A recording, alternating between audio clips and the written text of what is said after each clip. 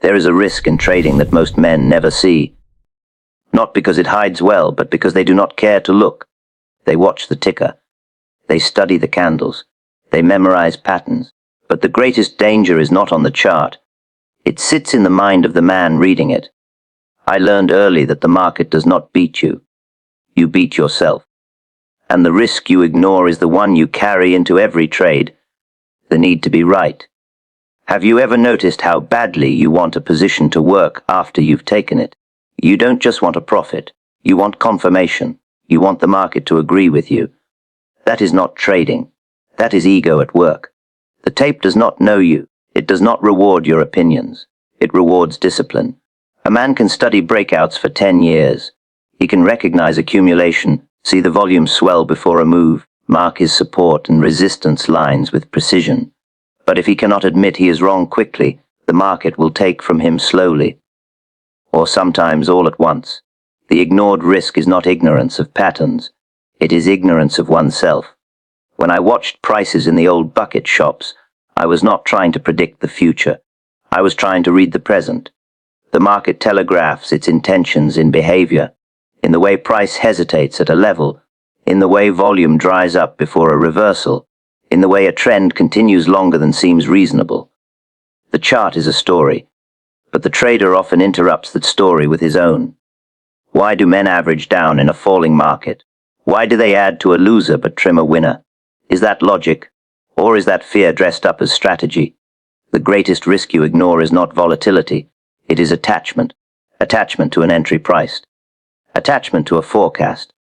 Attachment to the idea that you must make back what you just lost. The market does not care about your last trade. It does not owe you recovery. If you study a chart properly, you will see that trends persist. A strong stock in an uptrend makes higher highs and higher lows.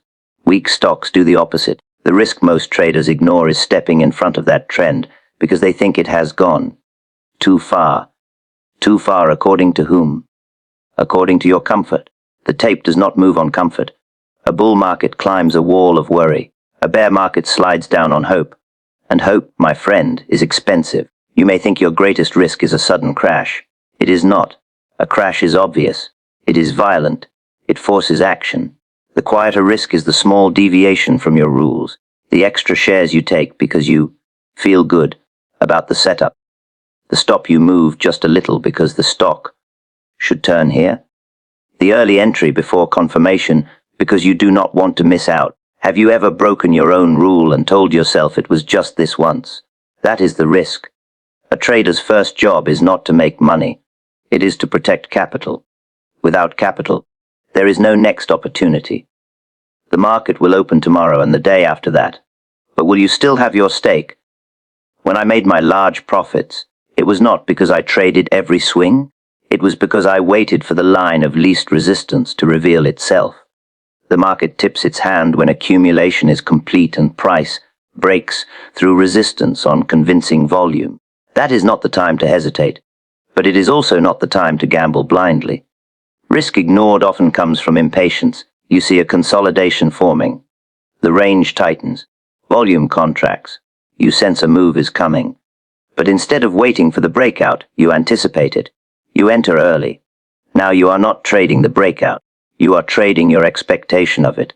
And if price dips before the move, you are shaken out. Not because your idea was wrong, but because your timing was careless. Do you see the difference?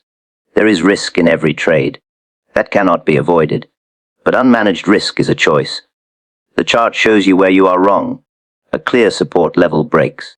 A trend line fails. A lower low forms in what should be an uptrend. These are facts. The ignored risk is refusing to accept those facts. A trader who survives understands position sizing. He does not risk half his stake on one opinion. He knows that even the strongest pattern can fail. Markets are probabilistic.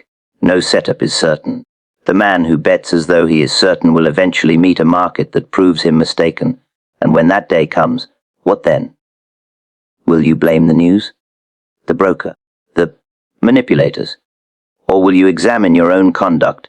Wealth in speculation is not built in a single trade. It is built in the steady compounding of sound decisions. Letting winners run when the trend is intact. Cutting losses before they grow teeth. sitting in cash when conditions are unclear. Cash is a position, though few treat it that way. The risk you ignore is overtrading. The market does not pay you for activity. It pays you for being right at the right time and sizing that rightness properly. Many men mistake motion for progress. They feel uneasy when they are not in a trade. They equate stillness with missed opportunity. But often the best trade is the one you do not take. Have you studied a chart and felt that nothing was clear, yet entered anyway? That is not analysis. That is discomfort with patience. A proper speculator waits for alignment. The overall market trend supports the direction. The sector shows strength or weakness in harmony. The individual stock confirms with price and volume. When these elements agree, risk is defined and manageable. When they conflict, risk expands like a shadow at sunset. Another ignored risk is lifestyle inflation tied to trading gains. A profitable month tempts a man to raise his standard of living before his edge has proven durable. He increases position size not because his system improved, but because his confidence swelled. Confidence without discipline is ruin in disguise. Money is not merely numbers on a screen. It is ammunition, and ammunition must be conserved for decisive battles. Do you fire all your rounds at the first sound in the bushes? Or do you wait until the target is clear? The market will test your resolve more than your intelligence. It will lure you with small wins and punish you for arrogance. It will bore you into foolish trades and frighten you out of sound ones. The ignored risk is emotional volatility. When price accelerates in your favor, you feel invincible. When it turns against you, you feel persecuted. Neither emotion belongs in speculation. The chart does not change because of your feelings. It changes because of supply and demand. Because large operators accumulate or distribute. Because institutions shift capital. Because sentiment expands or contracts. Your task is to observe, not to react blindly. Study the structure. Mark the levels. Define your risk before you enter. If the trade reaches your stop, accept it as tuition. Tuition is cheaper than stubbornness. But most men would rather defend their pride than defend their capital. They ignore the small risk, the small violation of discipline, and wait until it becomes a large loss. They promise themselves they will be strict next time. Yet next time never comes, because the habit has already taken root. The most dangerous loss begins the moment you need the market to prove you right. A man does not walk into the market intending to be stubborn. He walks in with analysis. He has drawn his levels. He has marked support and resistance. He has measured the prior swing. He has watched the volume expand on breakouts and contract on pullbacks. On the surface, everything appears disciplined. But beneath that discipline, there is often a quiet craving, the craving to be correct. Have you ever noticed how different a trade feels once you are in it? Before entry you are calm. You study the chart objectively. You weigh probabilities. You say, if price breaks above this level on strong volume, I will buy. If it fails, I will stand aside. It sounds reasonable. It sounds professional. But the instant your order is filled, something changes. The position is no longer an idea. It is yours, and now you want it to work. That is where the danger begins. The market is a place of probabilities, not certainties. A breakout may fail. A support level may break. A trend that has lasted for months can reverse in a day. None of this is personal.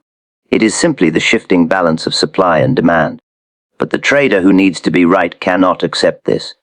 He interprets the market's movement as agreement or disagreement with his judgment. When price moves in his favor, he feels validated. When it moves against him, he feels challenged. Do you see the trap? A trader who needs validation will hold a losing position longer than his plan allows. He will widen his stop because the level is still intact. He will add to the position because who's even cheaper now? He will search for news, opinions, or indicators that support his original thesis. He is no longer reading the chart. He is defending a belief. The tape does not reward belief. It rewards alignment. When I studied price behavior, I learned that the market speaks through action. A true breakout does not hesitate long below resistance. A genuine uptrend does not repeatedly violate its higher lows. When these behaviors change, the character of the stock changes. That is information. That is fact. But the trader who needs to be right sees those facts as temporary inconveniences. Consider a simple example. A stock has been consolidating in a tight range. Volume has dried up. The range narrows. You anticipate a move. Finally, price breaks above resistance with a surge in activity. You enter long. That is logical. That is based on observable behavior. Now suppose the next day the breakout fails. Price falls back into the range. Volume expands on the decline. What is the market telling you? It is telling you the breakout lacked sponsorship. It is telling you supply overcame demand. It is telling you your timing, at least for now, was wrong. The disciplined trader exits. He preserves capital. He accepts a small loss as the cost of participation. But the trader who needs to be right hesitates. He says, "It's just a shakeout." He says, "They're trying to scare weak hands." He moves his stop lower. He tells himself the real move is still coming. Why does he do this? Because exiting would mean admitting error, and for many men, admitting error feels worse than losing money. That is the most dangerous psychology in speculation. The market does not care about your pride. It does not remember your previous successes. It does not compensate you for effort. It reflects only the collective actions of all participants. Institutions accumulating, funds distributing, traders reacting. If you insist that it must confirm your judgment, you will eventually stand against a force far greater than yourself. Have you ever held a losing trade, watching it drift lower, telling yourself it will turn any minute?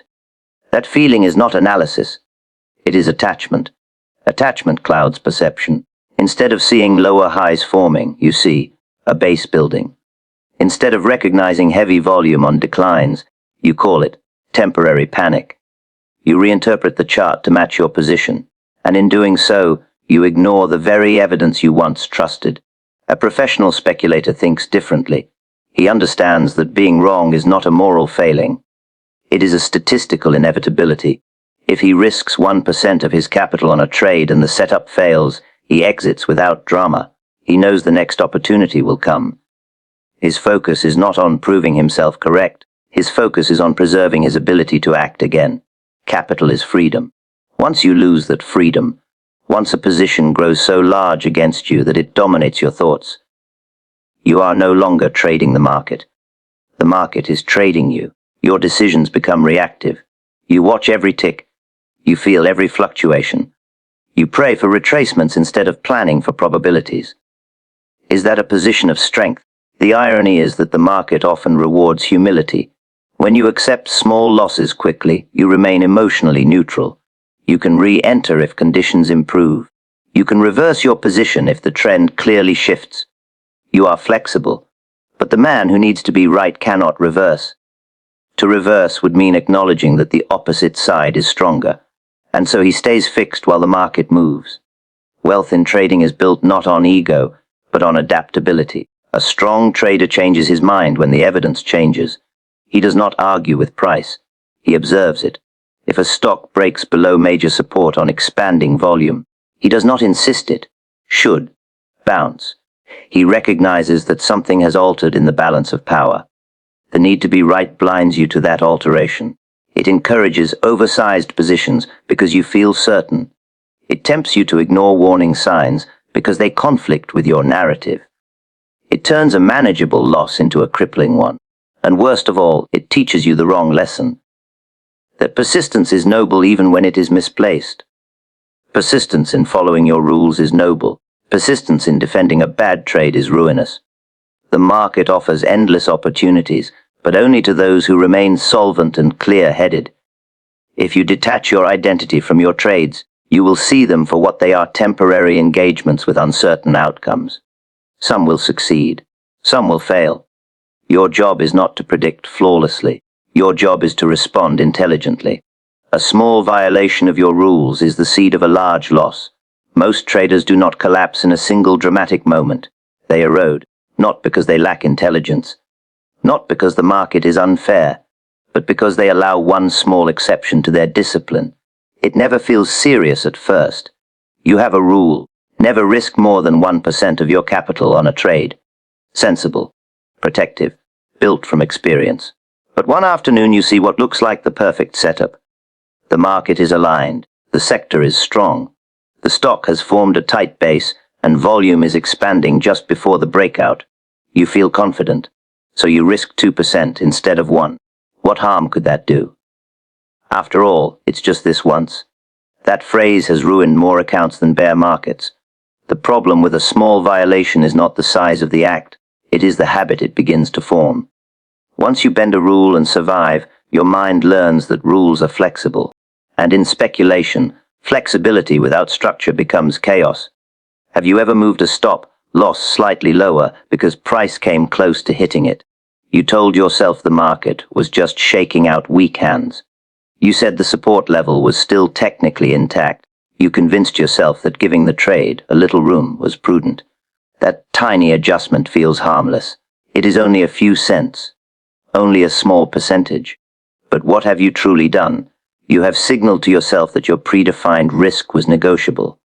Rules in trading are not decorations. They are barriers between you and disaster. When you first design them, you do so in a calm state. You study your charts. You analyze historical behavior. You test your setups. You determine where a trade idea is invalidated. That is rational thinking. But when the trade is live and money is at risk, your emotions are engaged. Fear and hope enter the room. In that moment, your prior rule is your only defense against impulse. If you weaken it once, it becomes easier to weaken again. Consider the structure of a trending market. In a healthy uptrend, price makes higher highs and higher lows. When a higher low fails, that is information. It may signal a shift in character. If your system dictates that you exit when a higher low is broken, that exit protects you from a potential trend reversal. But suppose you ignore it once. Price dips below the prior low, but you tell yourself it is marginal. You hold. The next day, it falls further. Now your loss is larger. Exiting feels more painful. You hesitate. You wait for a bounce to reduce the damage. And just like that, a small technical violation has grown into a strategic failure. Why did it happen? Because you chose comfort over consistency. The market respects consistency. It punishes comfort. Another common violation is overtrading. You know your edge performs best in trending conditions. You have data to prove it. During choppy, sideways markets, your win rate declines. You have written this in your journal. You have promised yourself to reduce activity when volatility contracts and direction is unclear. Yet boredom sets in. You sit in front of the screen. Candles flicker. Minor moves appear significant simply because they are the only movement available. You convince yourself you see a pattern. You enter without full confirmation. It is just one trade. But that trade was outside your plan. And once you step outside your plan, you are navigating without a map. Have you ever justified a trade by saying, "It's small, it won't matter"? That thought is the seed. Small trades taken impulsively build a habit of impulsiveness. Small increases in position size build tolerance for excess risk. Small delays in cutting losses build tolerance for pain. Over time, these tolerances expand. What once felt reckless now feels normal. That is how accounts are destroyed. Not by ignorance of charts, but by gradual relaxation of standards. The discipline required in speculation is not dramatic. It is repetitive. It is the daily execution of simple principles: define risk, wait for confirmation, size appropriately, exit when invalidated. There is nothing glamorous about it, but there is power in repetition. When you violate a rule and the trade still works, the lesson becomes dangerous. You tell yourself your intuition is superior. You believe flexibility is strength. But what you are truly learning is that deviation has no consequence, until it does. Markets have a way of exposing accumulated weakness at the worst possible time.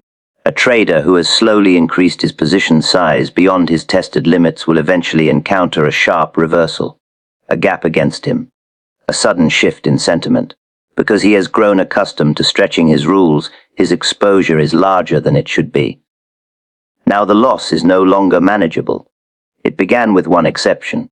Professional traders understand something simple: the outcome of a single trade is meaningless. What matters is the integrity of the process. If the process is sound and consistently executed, profits accumulate over time. If the process is compromised, even good analysis cannot save you.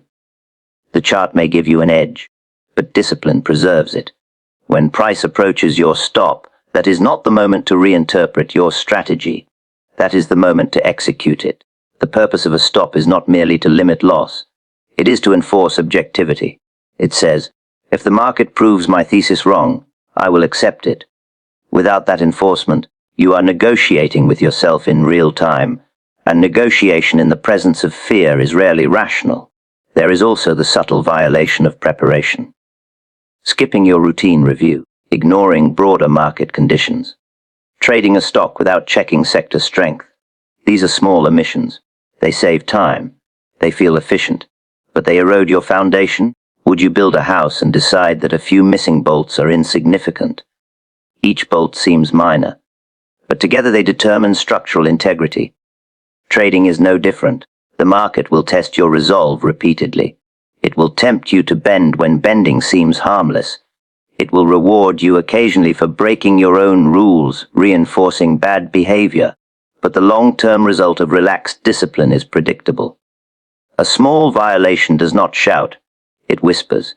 And if you listen to that whisper often enough, it becomes your habit. The chart shows you where you are wrong. Ego tells you to ignore it.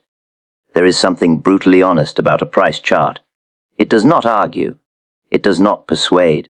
It simply records what has happened. Every candle, every bar, every surge in volume is a footprint of money moving with conviction. The chart is evidence. And yet, the trader often treats it like an opinion. Before you enter a trade, the chart is your guide. You study the trend. You mark the key levels. You observe how price reacts at resistance, how it behaves at support. You notice whether volume confirms the move or contradicts it. You construct a thesis based on what is visible. But once you are in the trade, something subtle happens. The chart stops being neutral. It becomes personal. Have you ever caught yourself staring at a position that is moving against you, searching for reasons it will turn? That is ego at work. The chart may be printing lower highs and lower lows. Volume may be expanding on down days and drying up on rallies. The broader market may be weakening. All the evidence may suggest that the path of least resistance has shifted downward.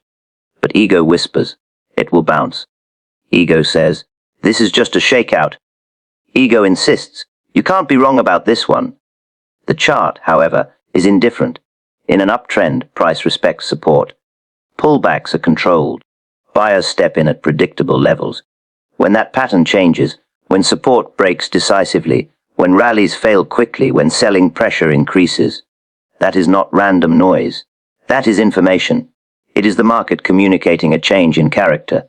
The disciplined trader listens. The ego-driven trader debates. Why do men argue with a chart? Because admitting the chart is right means admitting they are wrong. And to many, that feels like weakness. But in speculation, the refusal to admit error is far more dangerous than the error itself. The chart tells you where your thesis is invalidated. If you buy a breakout above resistance and price falls back below that level on heavy volume, the message is clear. The breakout has failed. The demand you expected did not follow through. Your premise has been challenged. At that moment you have a choice. You can exit according to plan, preserving capital and clarity. Or you can reinterpret the evidence. Have you ever redrawn a support line after it was broken, just to justify staying in a trade? That is ego modifying reality. The mind is clever. It can find reasons to hold almost any position. It can zoom out to a longer time frame to make the decline look smaller. It can zoom in to a shorter time frame to spot a minor bounce and call it strength. It can search for bullish news or analyst upgrades to reinforce belief. But none of that changes the fact that price has moved against your thesis. The chart is the final authority. Professional traders do not fall in love with predictions. They fall in line with behavior. If a stock is in a confirmed uptrend, making higher highs and higher lows, supported by strong volume, they participate. If that structure breaks, they reassess. There is no drama in it, no wounded pride, because the goal is not to be right. The goal is to align with what is happening. Ego complicates this simple objective. Ego wants recognition. It wants to call the top. It wants to buy the exact bottom. It wants to boast about conviction. But the market does not reward theatrics. It rewards alignment with supply and demand. Consider a trader who identifies a potential reversal pattern at the top of a long rally. He sees divergence in momentum. He notices volume declining on new highs. He decides to short near resistance, placing a stop just above the recent peak. That is a calculated trade with defined risk. Now suppose price breaks above the peak with expanding volume. The breakout is strong. The market is signaling continued demand. The trader's stop is hit. What does ego say? It's a false breakout. It's manipulation. It will reverse tomorrow. What does the chart say? Demand has overwhelmed supply. The disciplined trader exits and reassesses. Perhaps he even flips long if the breakout holds. The ego-driven trader re-enters short, convinced the market is wrong.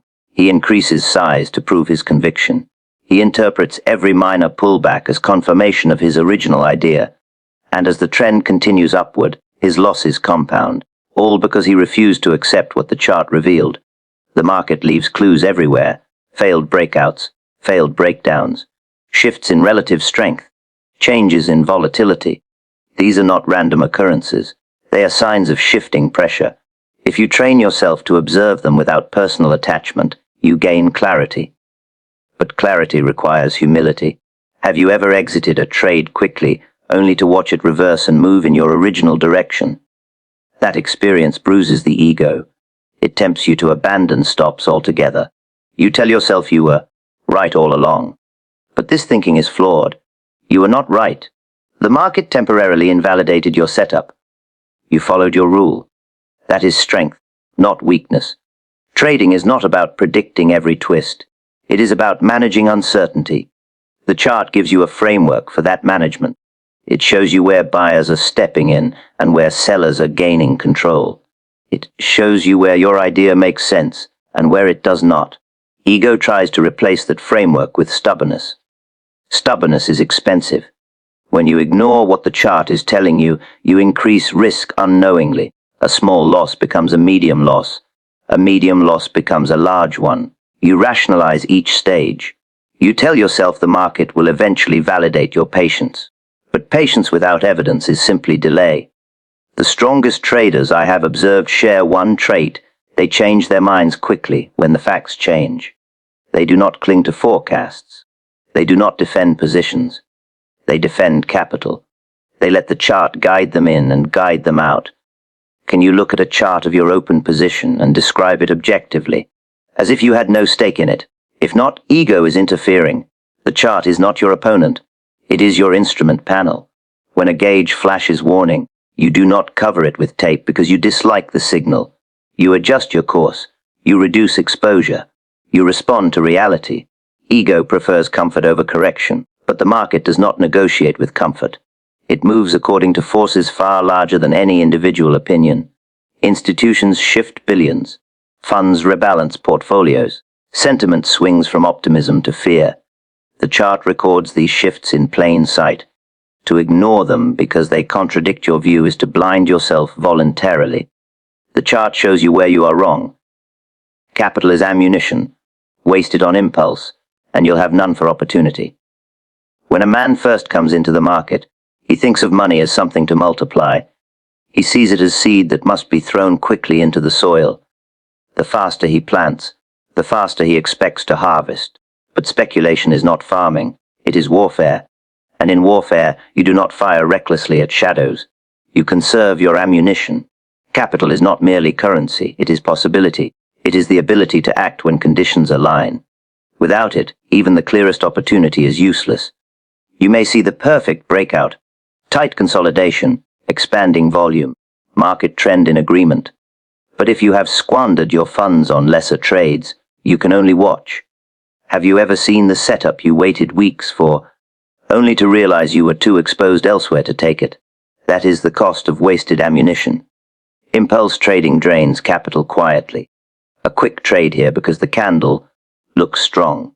Another there because you fear missing out. A third because you are bored and want action. None of these are calculated campaigns. They are reactions. And every reaction consumes resources.